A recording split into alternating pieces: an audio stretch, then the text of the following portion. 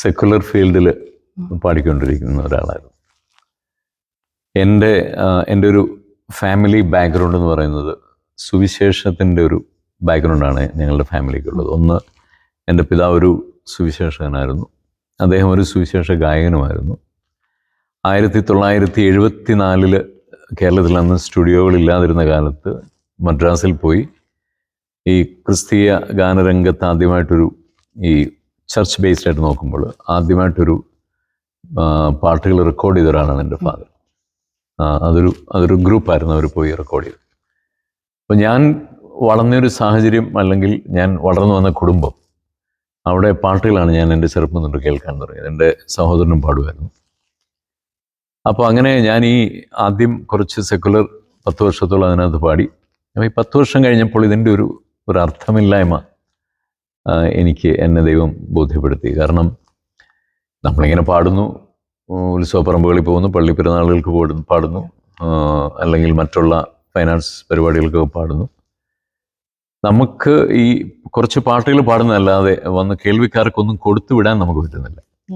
ആ ഒരു സമയത്ത് മാത്രം അവരനുഭവിക്കുന്ന ഒരു എൻജോയ്മെൻ്റ് മാത്രമേ ഉള്ളൂ.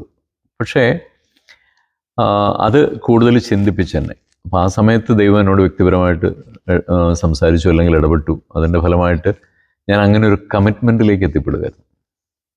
ഇനിയും പാടുന്നത് ദൈവസ്നേഹമാണ്, എന്നെ ദൈവത്തിൻ്റെ ഒരു നിയോഗം അതാണ്, അതുകൊണ്ട് ആ ഒരു മേഖലയിൽ തന്നെ ശ്രദ്ധിക്കാം എന്നോർത്തുകൊണ്ടിരുന്ന സമയത്ത് വളരെ അവിചാരിതമായിട്ട് എനിക്ക് 1-2 റെക്കോർഡിങ്സ് വന്നു. അപ്പോൾ ആ പാട്ടുകൾ ഒരുപാട് ശ്രദ്ധിക്കപ്പെട്ടു. പിന്നെ അങ്ങനെ ഒരുപാട് അവസരങ്ങളുണ്ടായി. അവസരങ്ങൾ മാത്രം നോക്കിയല്ല, അപ്പോൾ അങ്ങനെ അതൊക്കെ ദൈവം തന്ന ഓരോ അവസരങ്ങളായി. അപ്പോൾ പിന്നെ അതിനകത്ത് മാത്രം കുറച്ചുകൂടെ കമ്മിറ്റ്മെൻറ്റോടുകൂടി ആ ഒരു മേഖലയിൽ പാടാനായിട്ട് തീരുമാനിച്ചു. അതാണ് അതിൻ്റെ ഒരു ബാക്ക്ഗ്രൗണ്ട്. ദൈവത്തിൻ്റെ ഒരു കോളിംഗ്. യെസ്, തീർച്ചയായിട്ടും അതൊരു കോളിംഗ് ആണ് എന്ന് ഞാൻ തീർച്ചയായിട്ടും വിശ്വസിക്കുന്നു. അല്ലെങ്കിൽ ഞാനിപ്പം 30-ലധികം വർഷങ്ങളായി ഗോസ്പൽ മാത്രം പാടാൻ തുടങ്ങിയിട്ട്. 10 വർഷമേ പാടിയുള്ളൂ സെക്കുലർ രംഗത്ത്.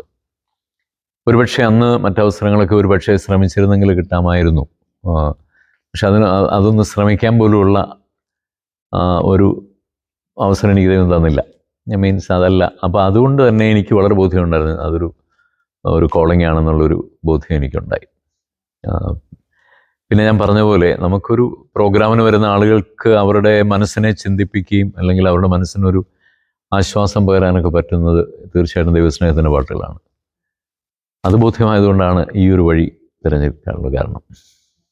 ഇത് വളരെ പ്രചോദനകരമാണ് നമ്മുടെ യുവതലമുറയ്ക്ക്.